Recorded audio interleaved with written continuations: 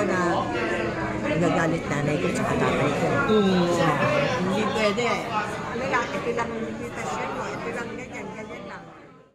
Magandang araw, mga kababayan. Sa video na ito, bibigyang pugay natin ang isa sa mga pinakarespetadong aktres sa industriya ng pelikulang Pilipino, si Perla Bautista.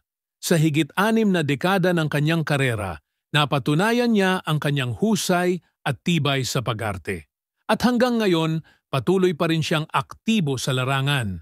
Samahan ninyo akong kilalanin ang buhay at mga tagumpay ni Perla Bautista. Dito sa Pinoy Wisdom.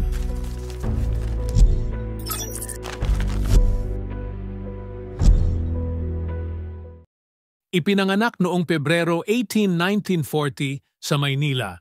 Si Perla Bautista ay lumaki sa isang pamilya na may 8 magkakapatid. Maagang nahilig si Perla sa pag-arte. At sa edad na 17, nagsimula siyang kumuha ng maliliit na papel sa pelikula. Ang kanyang unang malaking break ay noong siya ay ipinalabas sa Eddie Jr. Detective noong 1958.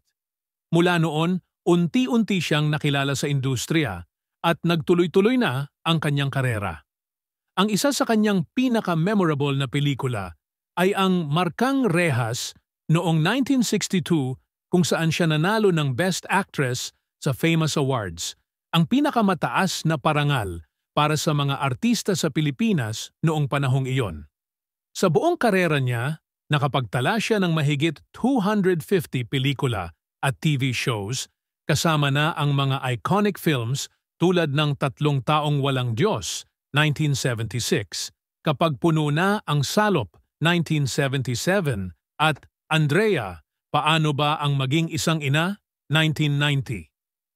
Sa kabila ng kanyang katandaan, hindi pa rin nagpatinag si Perla sa pag-arte. Kahit noong 83 na siya, patuloy pa rin siyang lumalabas sa mga pelikula.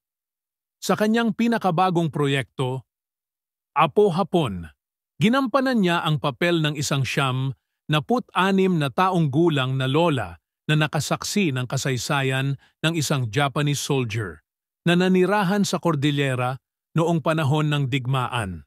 Masaya si Perla sa pagkakataong makasama muli ang mga batikang direktor tulad ni Joel Lamangan. Ang kanyang dedikasyon sa kanyang propesyon ay hindi matatawaran. Maging ang mga batikang aktres na sina Gloria Romero at Caridad Sanchez na kasabayan niya sa industriya ay kanyang pinananalangin na tulad niya'y manatiling malakas at masigla.